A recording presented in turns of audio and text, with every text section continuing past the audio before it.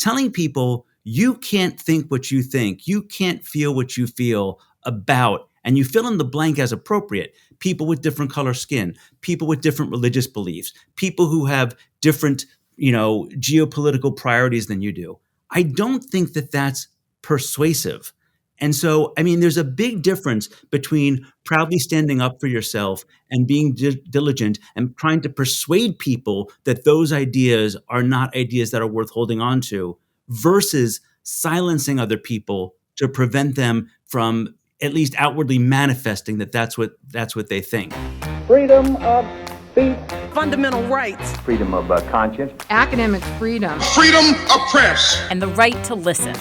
You're listening to So to Speak, the free speech podcast, brought to you by FIRE, the Foundation for Individual Rights and Expression. All right, folks, welcome back to So to Speak, the free speech podcast, where every other week we take an uncensored look at the world of free expression through personal stories and candid conversations. Some housekeeping before we get started today. We are going to send out our first ever listener survey, and it should come out a few days after this episode drops. So if this episode drops on Thursday, you can maybe expect it on the following Monday or Tuesday. We're going to be asking our listeners some questions we've never asked you guys, like, where do you listen to your podcast? What type of episodes do you like to listen to? If you're a longtime listener of the show, sometimes we do live events, sometimes we do history podcasts, sometimes we do podcasts focused on philosophy and or law. Sometimes our discussions focus on campus issues, sometimes they focus on off-campus issues. We want to know the types of episodes that you like to hear the most. We also want to know at what length you'd like to hear your podcasts and what sort of guests you might want to hear from in the future. So any ideas that you have for the show, we hope you will share with us in this survey. And again, this will go out a few days after this episode drops. And so you will, after you hear me record this introduction, have time to go and sign up for the So to Speak email newsletter, which if you don't subscribe to already, you should. And you can subscribe to that in one of two ways. You can go to thefire.org and subscribe to our general FIRE email address. And after you put in your email, you will have the option to click to subscribe to the So to Speak newsletter. Alternatively, you can go to sotospeakpodcast.com, scroll to the bottom of the page, and you'll have an option to subscribe to the So to Speak newsletter there. So thefire.org, put in your email address anywhere, click the subscribe to So to Speak newsletter option, or go to sotospeakpodcast.com, scroll to the bottom of the page, and sign up for the So to Speak newsletter there. The next episode, actually, is our 200th episode. It's hard to believe. We started recording this podcast in April of 2016 with our first guest, Jonathan Rausch. So it's probably about time that we do a listener survey. So please subscribe to the email newsletter and share your feedback with us so we can make the next 200 episodes even better than the first 200 episodes were. Okay, with that housekeeping out of the way, today's podcast is going to be discussing something that's in the news, can't miss, and has been a hot topic of conversation and work. Oh my God, are we going to talk about the Britney Spears book? The one that beat your book out on the bestsellers list, Greg? Hurtful. My wife is listening to that book right now. So I've been, I guess, reading it or listening to it vicariously through my wife. But Greg, as our listeners know, if they listened to a few podcasts ago, has his own book out right now, The Canceling of the American Mind. And, well, you have the Britney Spears book, Greg, and you have, of course, the Israel-Hamas war to contend with when this comes out. And it's both been a spur for media requests for you because the Israel-Hamas war, as we're about to discuss, has resulted in tensions for free speech on campus as well as questions about cancel culture. But it's also resulted in a lot of news shows, for example, covering nothing else besides the Israel-Hamas war. So as you can hear, Greg Lukianoff, President and CEO of FIRE, is joining us on today's podcast. Along with Ronnie London, who was on the last episode about the Supreme Court. Ronnie is, of course, our general counsel. Ronnie, welcome back again. Thank you, Nico. Happy to be back. And Alex Morey, who is the director of campus rights advocacy here at FIRE and has taken, Alex, probably like 400 media requests since the attacks on Israel on October 7th. Have you had time to do anything else? Yeah, I've squeezed in a few other things, but I'm so happy to be here and that you are not sick of hearing my voice quite yet. But lots of things still yet to talk about. Yeah, let's just dive right in. Obviously, on October 7th, that morning here in the United States, there were attacks on Israeli civilians by Hamas, something like 1,500 dead, 240 taken hostage into the Gaza Strip. We knew when we arrived at work on Monday, and we were discussing it over the weekend as it was unfolding, in fact, that this would become a moment for free speech on campus. I sent an all-staff email saying as much. And we knew that because the Israeli-Palestinian conflict for years has been a source of tension on campus. Passions run high, and anytime passions run high on any sort of issue, whether it's abortion or race, censorship soon follows. And Greg, in one of those first meetings, you were talking about some of your experiences after terrorist events and what that meant for campus free speech, particularly in the wake of 9/11. You wrote a blog post on your Substack, The Eternally Radical Idea. Can you talk a little bit about your first thoughts after October 7th and what you expected we would see on campus? Well, honestly, I mean, my first thoughts after October 7th were just how monstrous the attacks were themselves. I mean, I started right after 9/11, and even though those were monstrous attacks, they didn't have the almost like personal element of people being kidnapped and raped and butchered. I mean, there was a vividness to what happened that really terrified the hell out of everybody. I had the phrase from one of the videos that got shared. Just a little boy saying, "Daddy's dead. It's not a prank. He's dead." And I'm a dad myself, and I just couldn't get that out of my head. So the first thing was just how visceral and awful it was. And I kind of predicted things slightly wrong. I thought it was going to be a lot more like what we saw after 9/11, because people may not know this, but it's a fun fact about me. To find an apartment at Philadelphia, I was living in San Francisco at the time. I landed at 9:10 a.m. on September 11th, 2001, at the Philadelphia airport, and got stuck in Philly for a whole week because younger people won't know this. There was the airways got completely shut down. You couldn't take a flight. I couldn't get back home.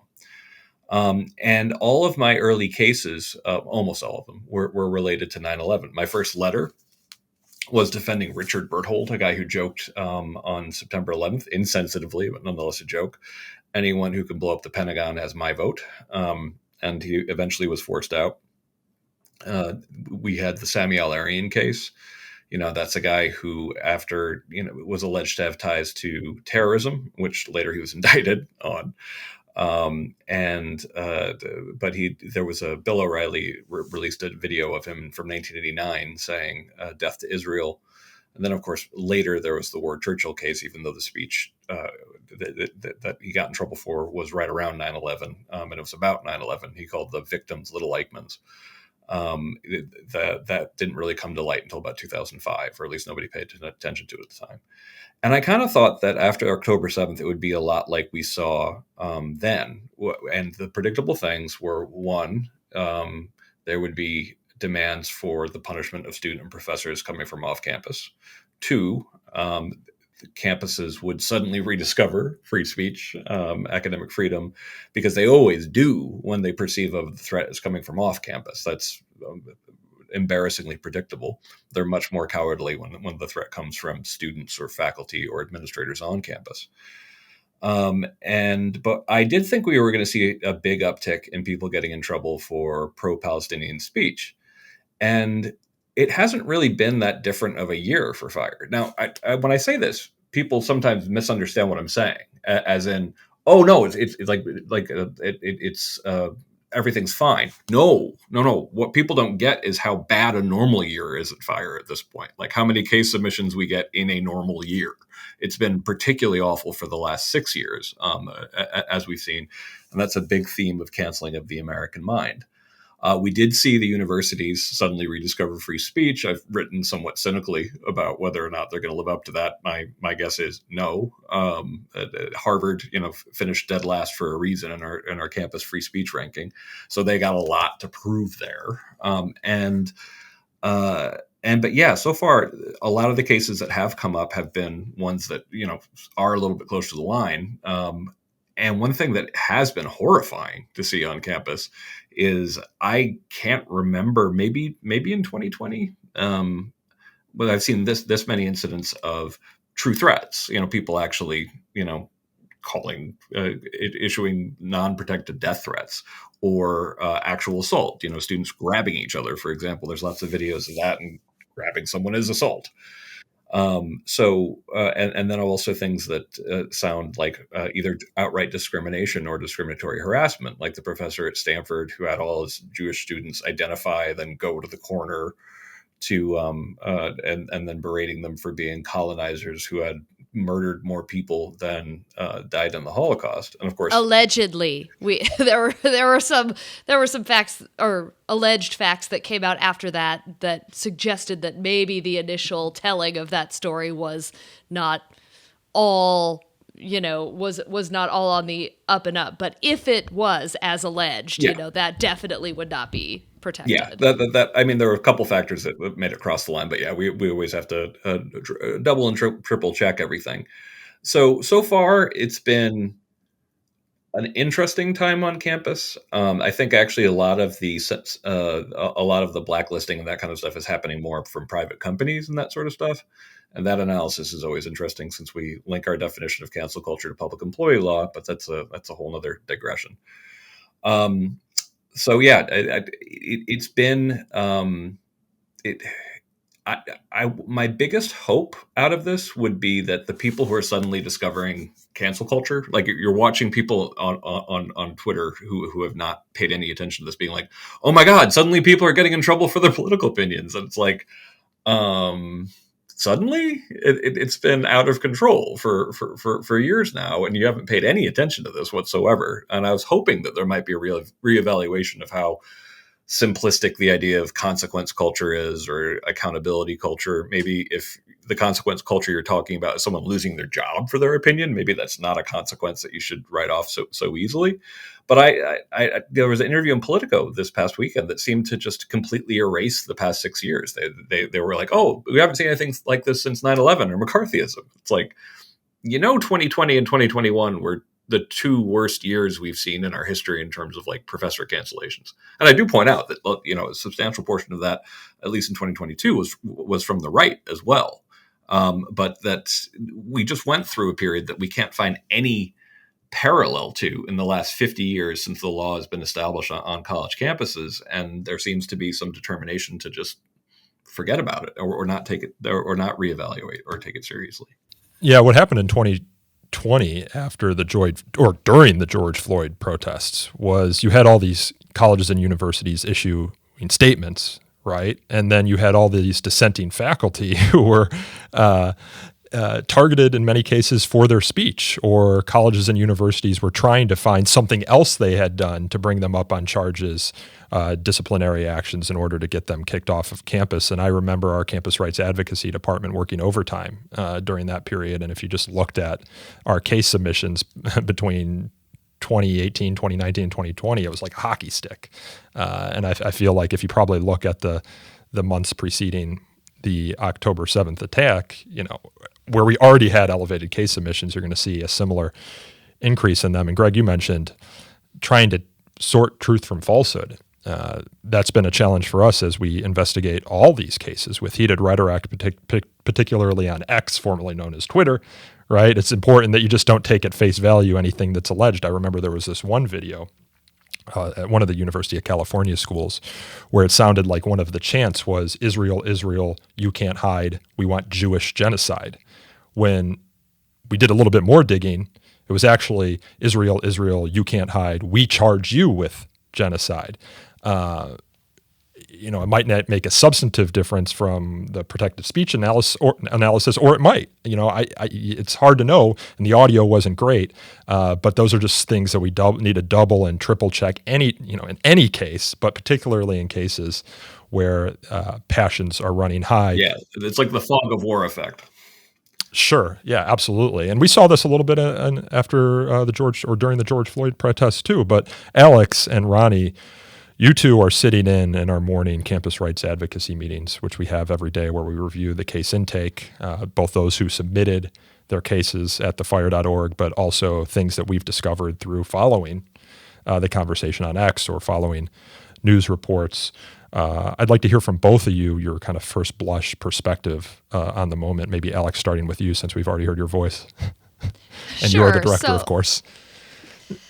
Sure. So, I am surprised, along with Greg and others at Fire, that we have not seen more cases come in specifically about speech around this issue. That said, we are, incredibly busy, and I think generally tensions are higher on campus because of the Israel-Hamas situation. What I will say is, in hindsight, I guess it shouldn't surprise me too much because of the level of division that there already is on campus around this particular issue. So normally, when we have a situation, we'll take George Floyd or COVID or, even abortion, there is sort of a prevailing popular view on most campuses. Typically it trends, progressive or ultra progressive. And so colleges feel empowered to speak out on that one progressive viewpoint. George Floyd's murder was bad, and we're here to support students, and anybody who suggests otherwise might need to come into an administrator's office. Or, we are pro-vaccine with COVID, and if you dissent from that, then maybe you're going to have a problem. That's sort of the overt or subtext going on, message going on there. That said, with the Israel-Hamas stuff, there are very passionate, entrenched viewpoints with lots of people on both sides. So I think what's been really interesting is that administrators don't seem to feel as empowered to come down strongly on one side or another. And that's been, if you ever wanted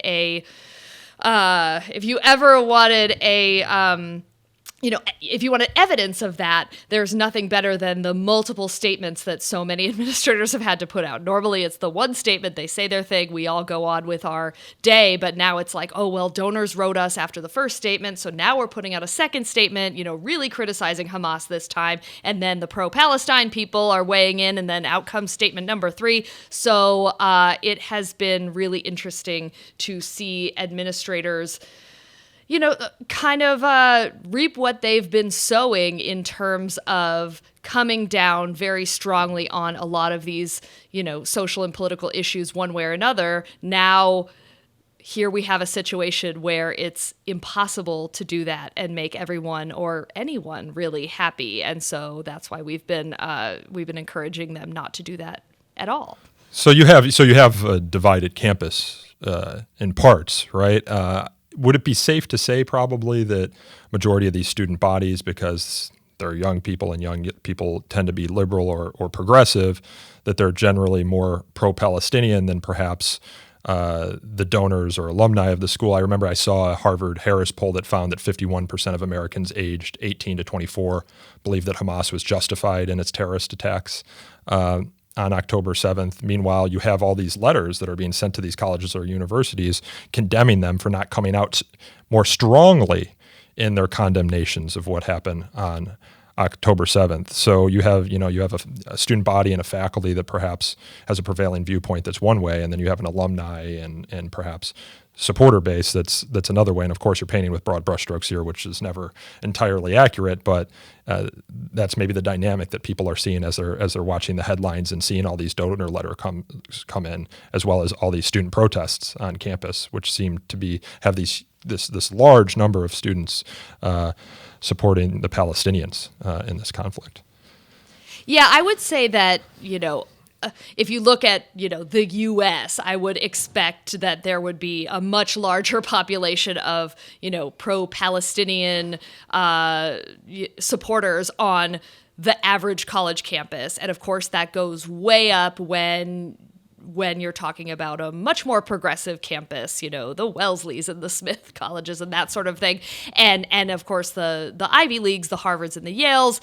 I will say, though, that there certainly are vocal populations of Jewish students. There are Hillels on many, many campuses. So it's definitely a much more unusual situation. But yeah, lots of pro-Palestine sentiments coming out of our universities. And I would say that those are the students that we are seeing get complaints about them, students and faculty who have expressed pro-Palestine sentiments. They're the ones that are getting reported. Ronnie, can I ask you a little bit? We just had a blog post last week reiterating kind of the line between protected expression and unprotected expression. We've seen some of these cases cut much closer to the bone of unprotected expression on campus than we typically do, and so it's even more important that we get the facts right, because anytime you're venturing into the category of unprotected speech, it's a fact-intensive analysis. We already mentioned, for example, the case of the faculty member who was alleged to have separated Jewish and non-student Jewish students in the classroom, told the Jewish students to go to the corner potentially with their belongings. We don't know. We're trying to get the facts still, and then berating them allegedly about what's been happening in Palestine, in Gaza Strip in Palestine, and then comparing that to the Nazis and the Holocaust. But you also have situations where students are taking down Israeli hostage posters. We wrote about that as well. We have situations where you have students allegedly, and the facts here are in dispute as well, barricading other students in libraries. And then you have the situation at Cornell, right, where someone made death threats, true threats against some of the Jewish student groups or buildings or housing on campus. So Ronnie, can you talk a little bit about how we've been trying to sort that out in our case intake process? Yeah, and kind of chaining off the question you asked out, Alex, as well. I mean, if there's anything that's kind of been driven home by the current situation, it's the importance and difficulty of being principled in the application of the principles surrounding free speech.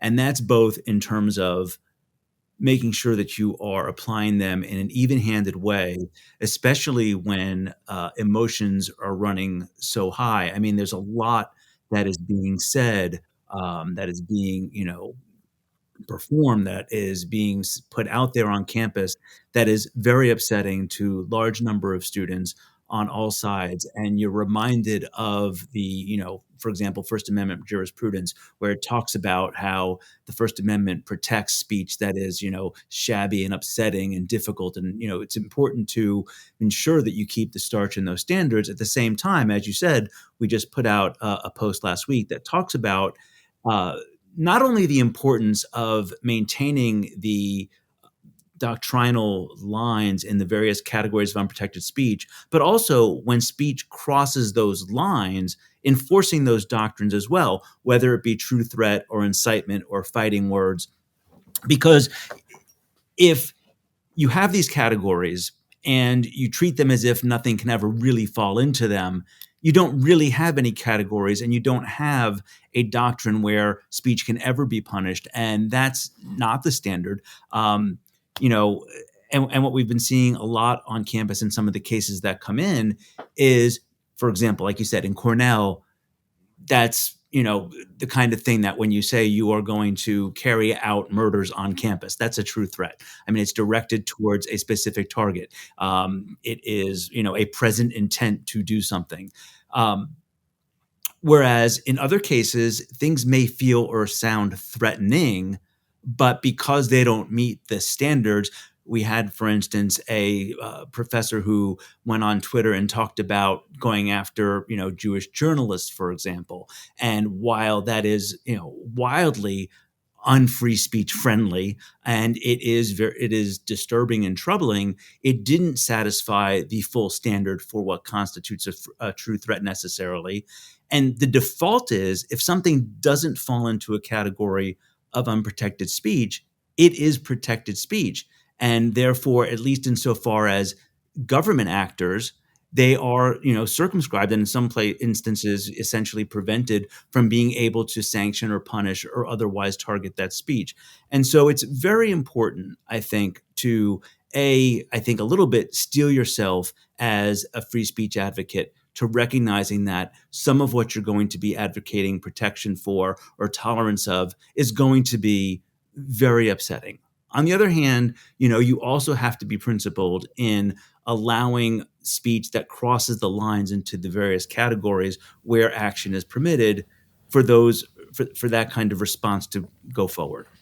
Well, you hear a lot about this chant that's common on and off campus, which is "From the river to the sea, Palestine will be free." And there have been allegations that would be unprotected speech because it essentially, critics would argue, calls for the destruction, potentially violent. I'm assuming that's assumption, the violent destruction of the state of Israel. You've heard it alleged that it's eliminationist language, which, if you're a Jewish student or you have a Jewish background, there's been a history of the use of eliminationist language. So, Ronnie, how do we think about that phrase and when it may or may not cross the line into unprotected speech?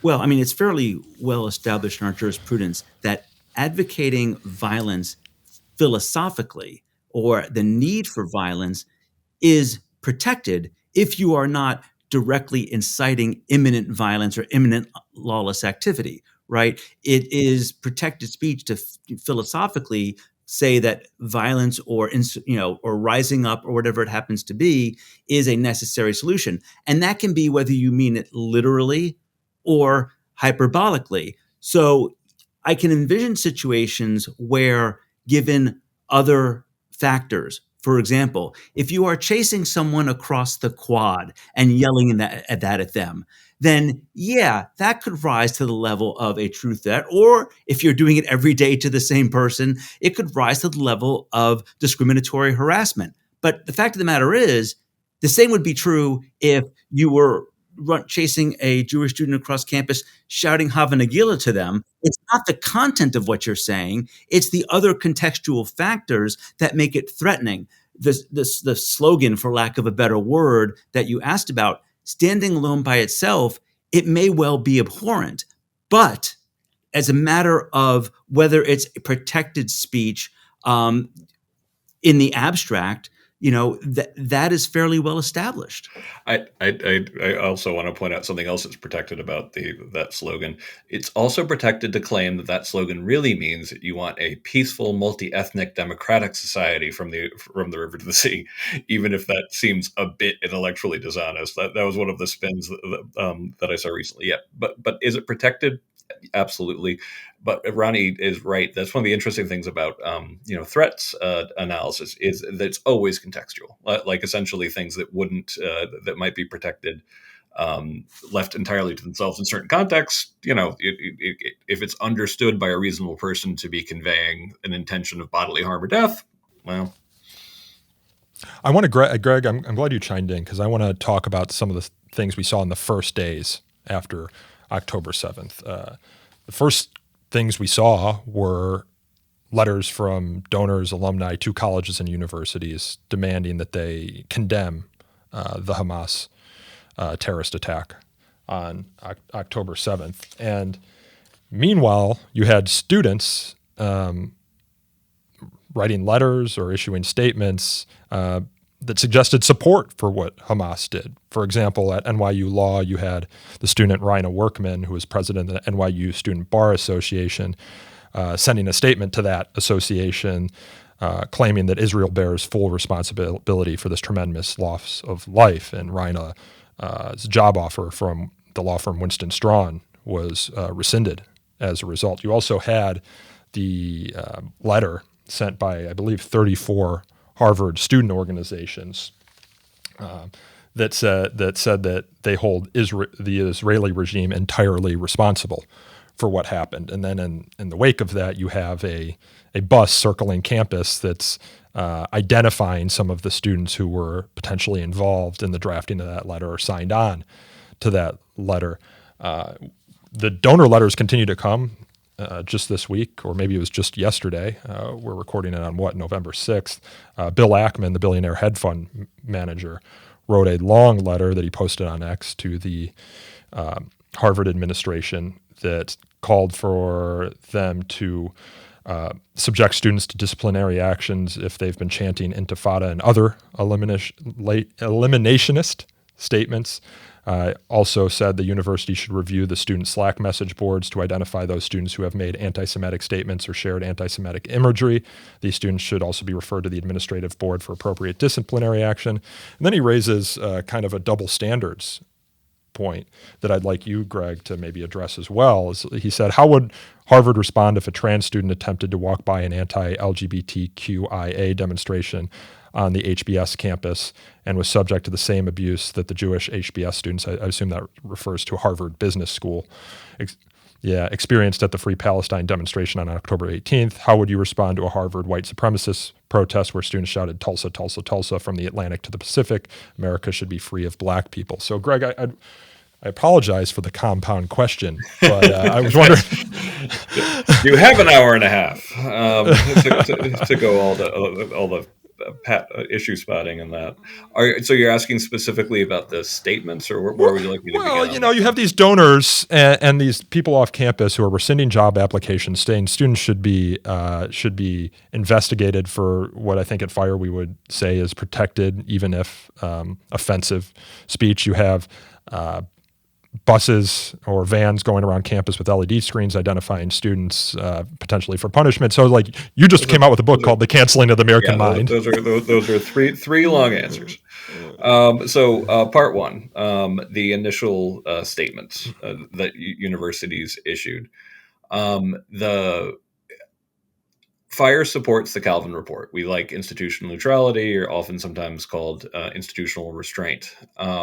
At the same time, people who said, oh, now you're arguing for institutional restraint on the one topic that you think might get you in trouble with your faculty, administrators, and some of your students, and calling sort of BS on that, I thought was actually entirely fair. We want the outcome of schools adopting the Kalven Report. But schools that never did this in the past and commented on every other major event that ever happened suddenly being silent or extremely restrained on this topic, partially because taking a strong anti-Hamas position would be, frankly, unpopular among some of the most aggressive activists on campus, was something that deserved to be called out. And one thing that I do want to point out here, and John Haidt pointed this out on his Substack, that to a degree, cancel culture explains the behavior of university presidents, because they were university presidents, and a lot of the ones that I know the most about are generally pretty pro-Israel and definitely horrified by the terrorist attacks, and they were scared, of their own activists, of their own professors, of their own students to actually say what they really think. So, to the extent to which donors were saying, make a statement about this, one of the things the donors knew was that in many cases it was the university president who wanted to say something about it. They were just too cowardly to say that. When it comes to the statements, the letter that the Harvard people signed, blaming Israel entirely for the attacks while the attacks were still going on, I can definitely understand people being a little horrified by that, because the timing was pretty shocking. In terms of the response from employers, saying that they didn't want to hire somebody who'd immediately sign that. The most you can do in a situation where the First Amendment doesn't apply is make a strong argument, like we do in Canceling of the American Mind, for the principle of everybody's entitled to their opinion. And we think that we've gotten too far away from some of the norms of a free society. Now, first of all, of course, a private company can hire whoever they want, and we really want them, however, to consider free speech culture and to consider the idea that my employees should be allowed to have opinions as well. Do I think that could overcome a lot of the cases we talk about in Counseling the American Mind, like where a journalist like retweeted a off-color joke. I hope so.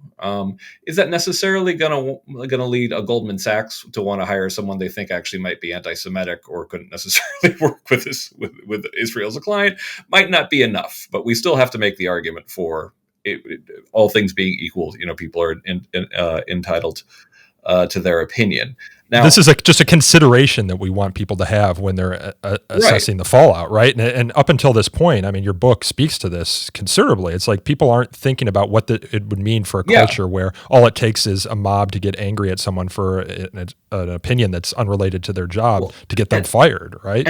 And the thing, and the point that I made on a Reason podcast that I keep on making is think about what society would look like if we have a strong First Amendment, but you can't have a job and honestly say what your opinion is. And that shouldn't sound too far-fetched, because that's what it started to look like in 2020 and 2021, that essentially the company has a political point of view and you need to agree with it, or you could be in big trouble, or you could lose your job. And I don't think that's that's necessarily healthy. Well, actually, I don't think that's healthy. But all the time being clear, it's like they have the right to, but we want people to think about free speech culture as well. When it comes to the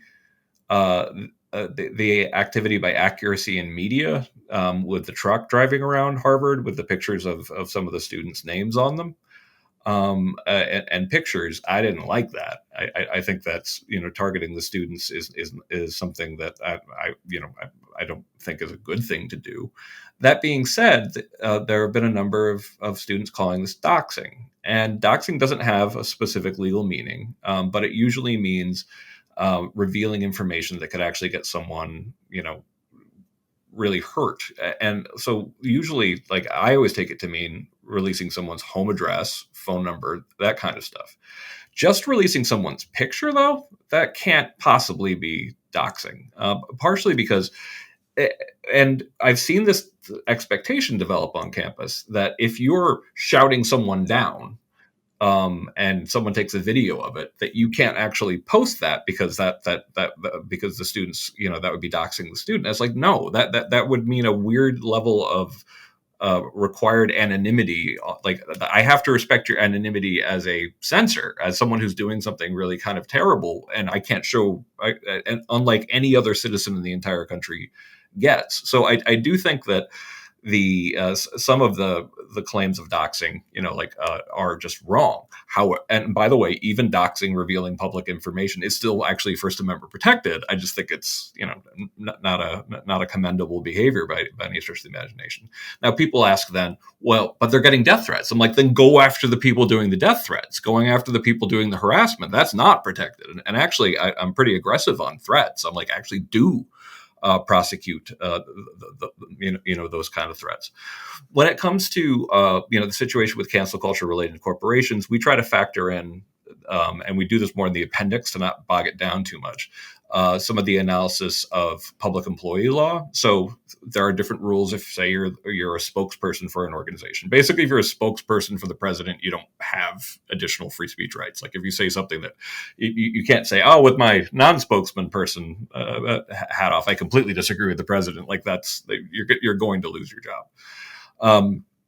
And generally, and within the law, there is the Pickering standard, which basically says, which we think stands for more or less the principle that you should have freedom to comment on issues of public concern in your private time. But even that, in public employment law, it's like they will factor in things kind of like, let's say we find out someone's a raving racist. Can they not fire them if they're afraid that they can't work with their black employees? And there's existing law on this that actually makes it a more common sense standard. But the bottom line for us, when we're simply arguing free speech culture, is that we need to, and we should try to take seriously the fact that people are going to have opinions that you might disagree with, who could still be excellent employees. But two more caveats on that, though.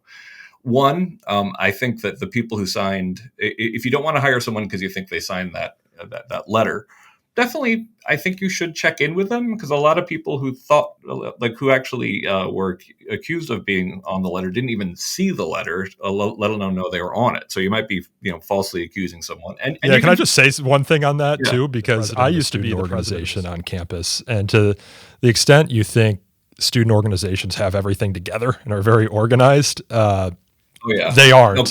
Who thinks that? Or monolithic. Or monolithic. Yeah, or monolithic. So yeah. I was surprised actually when I saw the letter come out, because I think it was just a day or two after the attacks, that they could organize the membership of all these 34 different student organizations to get their feedback on whether they should sign on the letter. I was like, this is a monumental undertaking, and very impressive if it could actually be accomplished. So when I saw that 34 student organizations signed on, one of my initial reactions was like, there are going to be some very displeased students to see that their organization had signed on to this, when you can't really presume that they had. And then the days afterwards, you heard that some of them hadn't even seen the letter. Yeah. So, and those are the two caveats. I think the best practice, particularly if you extend an offer to someone, is talk to the person directly. Figure out what they, give them a chance to defend themselves, essentially, and find out, most importantly, kind of like, is this person being accused of doing something they didn't even do? But on the other hand, one thing that I have said a lot is I think we'd be living in a much healthier country if we drew less of our ruling class from elite colleges. And partially because a lot of schools, a lot of companies, after coddling the American mind, have come to me in height and said, the new crop of employees want my organization to take political positions on every topic, and they want me to fire people who don't agree with their politics. Alex, I wanted to ask you, I think it was just the day before the attacks, you were at the University of Chicago for a symposium on campus free speech, where you had discussed extensively the Kalven Report and told the audience that FIRE more or less endorsed that. Quite the timing, I guess, just before the October 7th attacks. For those of our listeners who aren't familiar with the Kalven Report, it's a statement issued by the University of Chicago in 1967, if I have my years correct, where they essentially said that the strong presumption should be against the university taking stances on social and political issues, and that the university is the host and sponsor of critics, but it is not itself the critic. So in other words, it facilitates the sort of dialogue and criticism that you want to see in society writ large, the marketplace of ideas, but it is not itself the critic or a voice for any particular social or political issue. And we've seen, obviously, the University of Chicago hasn't, if I'm not mistaken, the institution itself hasn't issued a statement on the attacks. And I believe that Stanford initially took this position too, as a result of kind of the position it had articulated and the wisdom it articulated around the Kalven Report in the wake of the Judge Duncan shout down earlier this year. So can you talk a little bit about that appearance, Alex, and what you're seeing from colleges and universities with regard to institutional neutrality? Sure. Well, I had Paul Alivisatos, the president of the University of Chicago, fist pumping in the front row of the discussion when I said, FIRE, actually, you guys hear it, folks, you'll hear it here first. FIRE is planning to adopt or formally endorse the Kalven Report in the coming days, because it had been a conversation at FIRE for since our inception. We always thought that Kalven was, there was wisdom to Kalven. There's wisdom in the idea that universities will focus their resources on supporting students and faculty discussions rather than taking political and social positions themselves. That said, we're a free speech org, and, public and private school administrators have their own expressive, they are able to express their own viewpoints. Administrators are college presidents. They can put out statements. They have the right to do that. So we don't love, as a free speech organization, to come out hard and say, you shouldn't be speaking, president of X university. That said, it has become increasingly clear in the last several years, the conversation at FIRE has, taken a big, there's been a big uptick in probably the last 3 to 6 months saying, we really should take another look at Kalven. We think that given the climate on American universities, on university campuses these days, it may be really difficult or even impossible for universities to create an ideal climate for free expression without removing themselves from the debate that students and faculty are having. And of course, we see diversity initiatives, inclusion initiatives, equity initiatives, they're incredibly popular on many campuses. We don't take a position on that, but, I think a lot of people would say that's for good reason. Unless they serve as political litmus tests, for example, like the DEI statements that are often required of faculty during their review process or in the hiring process. Yeah, so I guess our position has always been, look, you guys can do that as long as it doesn't cross the line into suppressing student or faculty views. And we have seen it do that repeatedly. So we definitely have DEI type initiatives on our radar. But all that is to say, in the context of Kalven, that we have seen many administrations centering DEI type initiatives to the utter exclusion of, core student and faculty rights. And what we've been in the business of doing for the last several years, and particularly since this, since October 7th, is reminding universities that, these two things need not be in tension, but baked into a lot of the diversity type initiatives is this idea that suppression of certain speech that is not sufficiently, anti-racist or, inclusive must be suppressed. And so we are telling schools, look, you need to be starting from a place of institutional neutrality, of student and faculty rights are at the core of our educational mission, rather than centering these diversity type initiatives, which can force administrators to, be considering censorship as a tool in their toolkit. And we are telling them, no, on public campuses, that is unlawful. Also on private campuses that promise free expression. So it's kind of, we're trying to move that conversation back to the core mission of a university. Yeah, and there's a word that a lot of people who are used to First Amendment work off campus, but don't know as much about academic freedom, tend to miss, and that's orthodoxy. It's very important for schools, if they're supposed to be actually institutions for the discovery of truth by chipping away at falsity. One thing that can really interfere with that is having an orthodoxy, something that everyone believes and is afraid to question. And unfortunately, we have campuses that have a lot of orthodoxies these days. And one of the mechanisms by which you establish an orthodoxy is by having someone at the very top of the institution saying, this is our institutional position on the following things. And because I watched this happen a lot, because at first I wasn't that pro Kalven. And then over the years, seeing professors go, okay, we just came out, in favor of vaccines, for example, but I have some issues with actually these particular vaccines. And am I now putting my job at risk for challenging the orthodoxy at this particular school?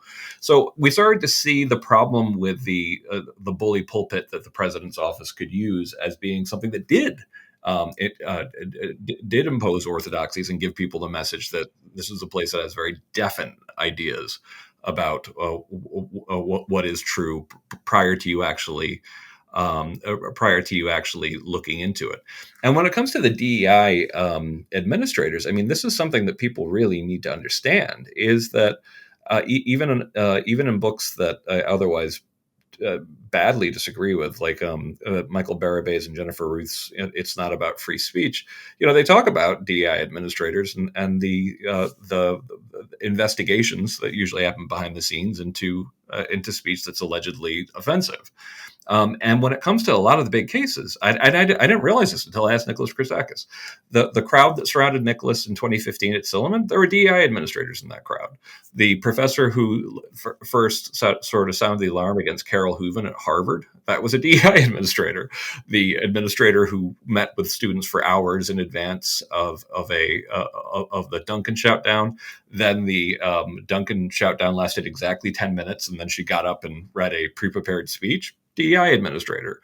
So a lot of when people talk about DEI administrators as being when there have been plans to actually limit the number of employees that you have, you also have to got to keep in mind that sometimes these are net negatives for the environment for free speech. Sometimes they're the ones actually leading the charge on getting professors in trouble, and sometimes they are kind of little orthodoxy offices. I'll never forget FIRE co-founder Alan Charles Coors once saying, I believe in a short documentary that we made about him, that speech codes depend for their very existence on the exercise of double standards. And Alex and Greg, when you guys were mentioning a lot of the censorship that we saw on campus surrounding COVID, it made me think of University of San Diego law professor Tom Smith, who, for nothing more than saying on his blog post that those that believe the coronavirus did not come from a lab in Wuhan were, quote, swallowing a whole lot of Chinese cockswaddle. He got brought up on an investigation for that, was accused of being anti-Chinese, right? And so I think if you are a member of a campus Jewish community, or you care deeply about Jewish issues or the state of Israel, and you see some of the language that's being expressed or some of the protests on campus that are very vehement, right? And using what's perceived as very offensive language. You say, okay, the guy who said that the coronavirus might have come from a lab in Wuhan, which ultimately was a position that the State Department and other United States agencies believes is likely or at least possible. He gets brought up on an investigation, but these other students don't. To be clear, FIRE thinks a lot of this rhetoric is protected regardless on both sides. But it's just this exercise of double standards that you see that I think has pissed off a lot of these donors. Ronnie? Well, it's funny, you mentioned the cockswaddle thing now, and from where we're currently sitting, it seems almost quaint. You mentioned orthodoxy, and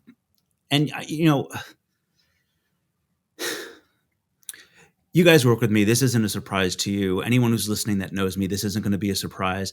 I have a very complicated relationship with my Judaism and being brought up Jewish. That's partly wrapped up in my feelings about religion generally. But when we talk about combating anti-Semitism, I wonder sometimes, what does that mean? Does it mean stamping out anti-Semitic discrimination, where you are excluding people, where you are like the Harvard student walking across campus was getting jostled and manhandled going across campus?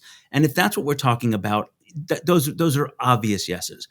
When you're talking about stamping out anti-Semitism, and what you're really talking about is stamping out anti-Semitic speech and thought and making it so that they don't exist, that becomes more complicated, because even though it is offensive and abhorrent to some people and very upsetting, and justifiably so, you're talking about restricting ideas and concepts. And I have to be honest, I don't think that claiming the moral superiority and purporting to punish wrongthink and thought crime is likely to defeat any kind of ism, whether it's racism, anti-Semitism, sexism, extremism, whatever it is. Telling people you can't think what you think, you can't feel what you feel about, and you fill in the blank as appropriate. People with different color skin, people with different religious beliefs, people who have different, geopolitical priorities than you do.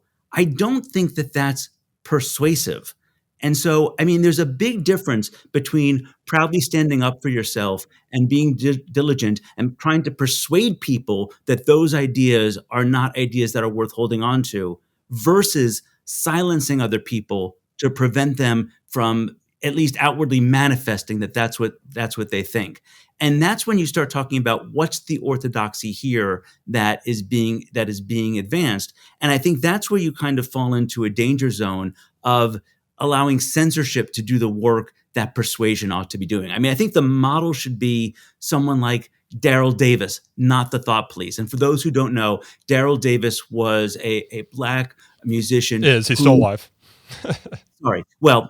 Is a black musician who would sit down and speak one-on-one with members of the Klan and confront them with the ideas that the Klan holds and that they hold, and ultimately was able to claim to have over 200 Klansmen turn over their robes to him and actually changed minds. And I think that's the model we want to be following, because that's the kind of change that endures. Telling people, okay, you are too vocal in your dislike or hatred or in your views, go over there and be quiet.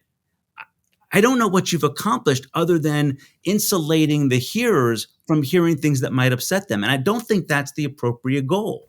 Ronnie, I want to stick with you because there are at least two other topics I want to get to before we wrap up here. We've been talking about a lot of concepts right now that are questions related to speech that can be fact intensive. Is this protected? Is this not protected? One example of censorship that we've seen on college campuses that's pretty clear cut involves the Student for Justice in Palestine student groups. There was a letter sent by the State University System of Florida Chancellor Ray Rodriguez to Florida public college presidents, in which he essentially alleged that the Students for Justice in Palestine chapters were providing material support for terrorism as a result of a Day of Resistance toolkit that they had on their website, which, and he only kind of quotes one line to say that this qualifies as material support. The toolkit said, Palestinian students in exile are part of this movement, not in solidarity with this movement. And this movement refers to the Operation Al-Aqsa Flood, which is a resistance movement that the Hamas terrorists were seen to be a part of. And then you had the Anti-Defamation League and Brandeis send a letter to 200 college presidents across the country telling them that they should investigate their Students for Justice in Palestine chapters for material support for terrorism. So, Ronnie, I was wondering if you could kind of unpack what it means to actually provide material support for terrorism and whether this toolkit that was proffered by the Students for Justice in Palestine national group qualifies as material support.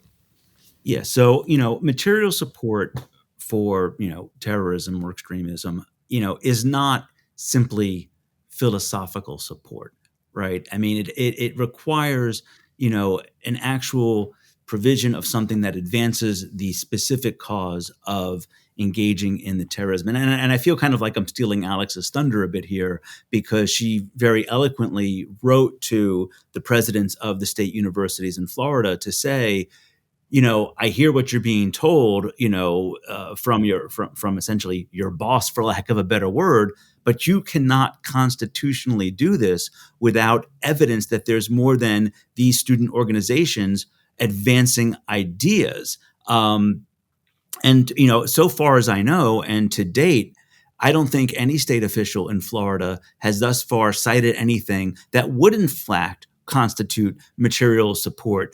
And as a result of what is really just advocacy, there is this idea that you should, investigate these student organizations. First of all, in Florida, the idea is that you should de-recognize them altogether, right? And that, of course, if in response to pure advocacy, is not constitutional. But there's this idea that you should go around the country and investigate all of these student organizations on this, kind of suspicion of what, alliance, affiliation, kind of having a philosophical support. And that also is, again, it comes back to me as feeling like, a bridge too far, because you're simply trying to stamp out not material support of violence, but rather something that's more philosophical. And I guess I should let Alex also answer a bit because. Well, let me just quote here the federal statute on material support. It means any property, tangible or intangible, or service, including currency or monetary instruments, securities, financial services, lodging, training, expert advice or assistance, safe houses, false documentation or identification, communications equipment, facilities, weapons, lethal substances, explosives, personnel, or transportation. The term does not include medicine or religious materials. I guess if you were going to try and read into that statute something like philosophical support, I guess it would be an intangible service, but we have case law on this, right? Holder v. Humanitarian Law Project. So, Alex, what'd you say in the letter?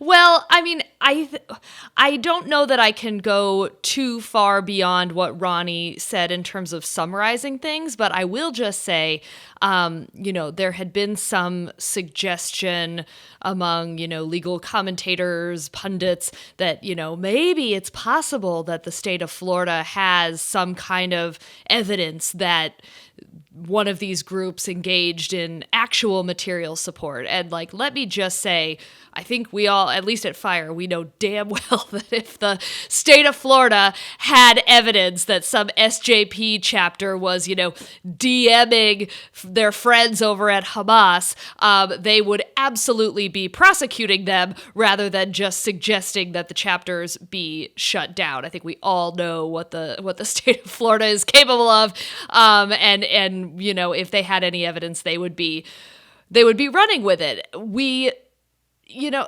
I think often of, this is McCarthyism again. What would it be like if, during the Vietnam War, for example, we've seen this over and over again. If states were saying, why don't you go investigate your Students for a Democratic Society, or why don't you go investigate students who are protesting against the Vietnam War because we think that they're, sort of allied with interests that conflict with ours. I mean, it's nonsense. And certainly if there's evidence of provision of material support, that's a whole nother thing. But this is pure speech. We have seen nothing to the contrary. And if they had evidence, they would have coughed it up by now. Yeah, I mean, it's something about the idea that we think you might be funneling money to Hamas, so just disassociate and rebrand yourself. It's like no. Like if you thought someone was actually committing a felony, which it would be, you absolutely would behave in a different way. Now, if they're able to produce if there is some hidden information that we don't know about, they should reveal it, because I do want to also remind Florida that's an incredibly serious charge to be making, and you seem to be basing it just on hortatory language. Yeah, the politicians haven't necessarily covered themselves in glory when it comes to free speech amidst this conflict, right? You had Trump on Truth Social saying that all these colleges and universities should expel the pro-Palestinian protesters. Unconstitutional at a public college. You have DeSantis, Tim Scott, Marco Rubio saying that pro-Palestinian speakers should have their visas revoked. Unconstitutional. So again, they haven't covered themselves in glory. I just want to wrap up here by asking about one kind of conduct that we've seen a lot on X, formerly known as Twitter, which is the tearing down of these Israeli hostage posters. I don't quite understand the tactic, but Alex, for example, we saw at NYU, I think it was outside of Stern, 2 students tearing down one of these posters. You've seen other people confronted in videos for tearing down these posters. Greg, this isn't unusual in FIRE's history, that is tearing down other people's posters because you disagree with the message of those posters. Is tearing down posters protected expression? Because some people online are arguing that it is. It's the physical manifestation of a heckler's veto, as far as I'm concerned. I mean, it's profoundly anti-speech and censorial, unless there's something in the posting policy at some school that allows random individuals to take down somebody else's poster. P.S. There isn't. All you're talking about is, destruction of somebody else's property. In fact, it happened right here in D.C. at George Washington, and someone was caught on video taking down the posters, and it just so happened to be caught by the person who would put up the posters. And there was video basically, and he said, why do you think it is appropriate to take down these posters of kidnapped Israelis? And basically it's advocacy, it's pro-Israel advocacy, which obviously students have every right to engage in. And ultimately, the student tearing them down had no answer. When I say they had no answer, it wasn't that they gave an answer and it was not a valid answer or it was an empty answer. Literally no answer. That is not, tearing down those posters is not free speech. You want to put up another poster next to it saying that poster is bullshit? The Joe Pesci poster? You go right ahead. But silencing someone else is not free speech. Well, I think we have to run, folks. I know a couple of us have some meetings. I appreciate Great you all note taking to the end time. on. Yeah, right. I appreciate you all taking the time to have this discussion. I'm sure it's not going to be the end of this conversation nationally, nor within FIRE. Again, Greg Lukianoff, President and CEO of FIRE, Ronnie London, our General Counsel, and Alex Morey, the Director of our Campus Rights Advocacy Department. I am, as always, your host, Nico Perrino. This podcast is produced by Sam Niederholzer and myself. It's edited by my colleagues Aaron Reese and Ella Ross. You can learn more about So to Speak by subscribing to our YouTube channel. This conversation is recorded in video as well, so if you prefer to watch it that way, head on over to our YouTube channel. Most of our episodes are put there. I remind you to subscribe to our email newsletter. We will be having a survey for our listeners dropping in the next couple of days. So before that happens, and if you want to receive that survey in your email inbox, go to sotospeakpodcast.com or thefire.org and subscribe to our email newsletter. You can follow us on X, formerly known as Twitter, by searching for the handle Free Speech Talk. We're also on Facebook. And if you want to email us feedback, you can do so by emailing sotospeak@thefire.org. Please leave us a review if you enjoyed this show. And until next time, I thank you all again for listening.